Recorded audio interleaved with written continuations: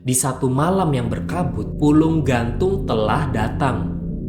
Satu tali, satu jiwa. Halo teman-teman, selamat datang di Rumah Kosong, episode ke-13.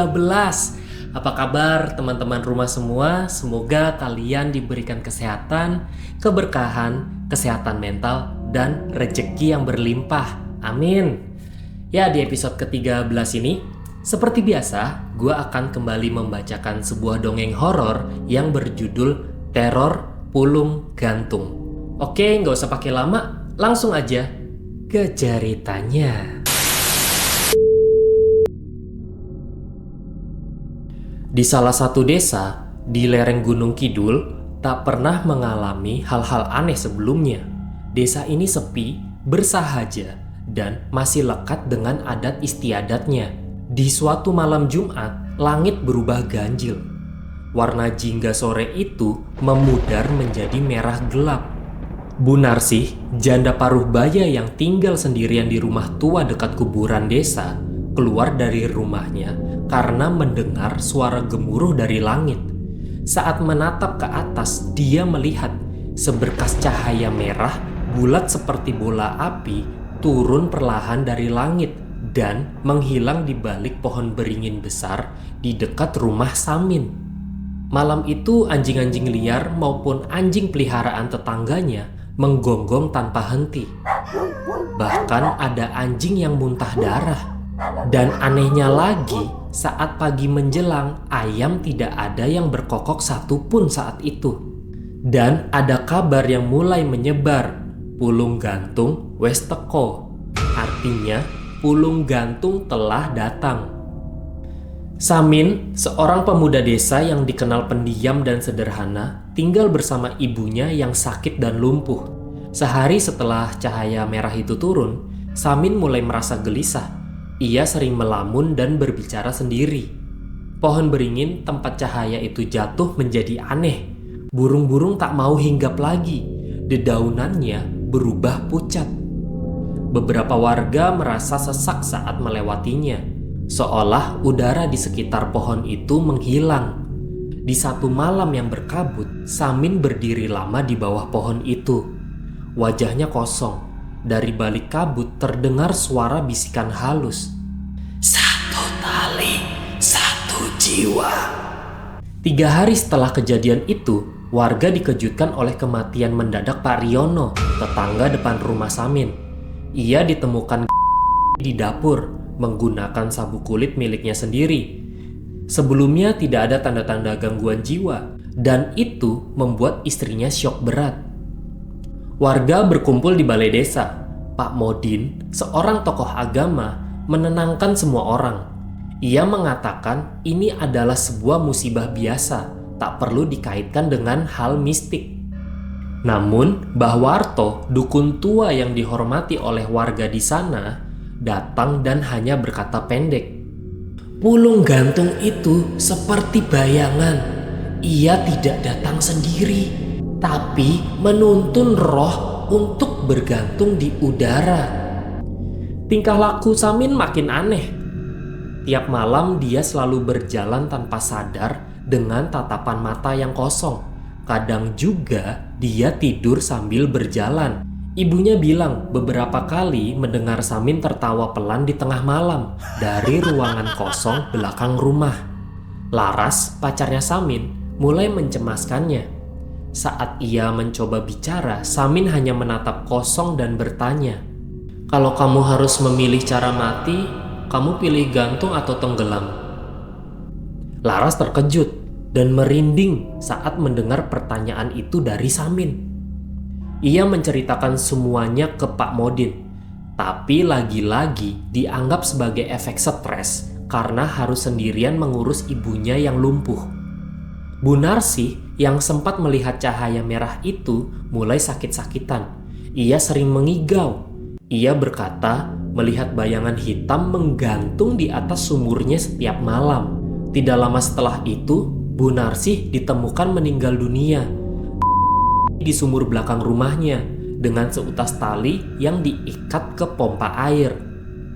Di tangannya ditemukan potongan kecil sebuah cermin. Tampaknya itu pecahan dari cermin yang diletakkan dekat pintu. Melihat keadaan Bu Narsi, Mbah Warto berkata, "Pulung gantung datang bersama cermin pemanggil. Siapapun yang melihat wajahnya di serpihan itu, rohnya akan ditarik." Laras dan Pak Modin berinisiatif untuk mulai menelusuri sejarah desa. Mereka mendatangi rumah tua milik Pak Lurah yang lama.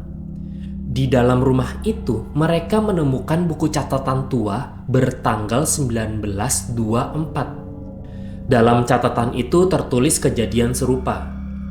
13 warga dalam waktu 2 minggu.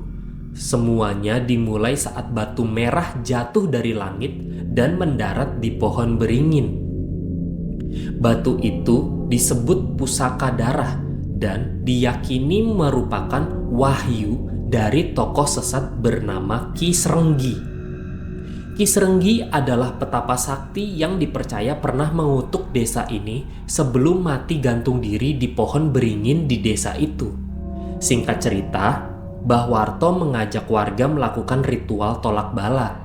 Mereka menyembelih ayam cemani, menanam paku di 4 penjuru desa, dan memerciki rumah-rumah dengan air bunga 7 rupa. Namun, malam setelah ritual, warga dikejutkan oleh teriakan ibunya Samin yang katanya melihat bayangan seseorang tergantung di dalam kamarnya. Dan esoknya Samin menghilang. Laras dan warga mencarinya ke hutan, ladang, bahkan ke kebun bambu dekat pemakaman. Saat malam tiba, suara kentongan terdengar. Seorang anak kecil melihat Samin masuk ke rumah kosong di pinggir desa, rumah bekas milik keluarga Ki Srenggi. Mereka menemukan Samin sudah berada di loteng, berdiri di atas kursi reyot, dan ada tali sudah melingkar di lehernya. Sambil menggenggam tali yang sudah melilit di lehernya, Samin berkata dengan suara yang bukan suaranya, "Aku sudah dapat 8. Satu lagi yang melihat dari awal. Dia yang membawa cahaya itu jatuh ke desa ini. Setelah itu aku bebas." Mbah Warto yang melihat itu tiba-tiba memotong rambutnya dengan pisau dan membakar rambutnya sendiri. Katanya itu sebuah ritual kuno penawar ikatan gaib. Lalu ia mengeluarkan sebuah batu berwarna merah. Ternyata Mbah Warto menyimpan batu merah yang dulu jatuh dari langit. Ia percaya itu pusaka dan menyimpannya sejak ia masih muda. Tapi batu itu ternyata bukan pusaka. Itu adalah inti dari pulung gantung. Seketika terbesit sebuah pikiran di benaknya. Mbah Warto tahu satu-satunya cara untuk mengakhiri semua ini adalah dengan mengorbankan dirinya. Dan di malam itu, ia meminta tolong ke warga untuk mengurungnya di dalam lingkaran garam.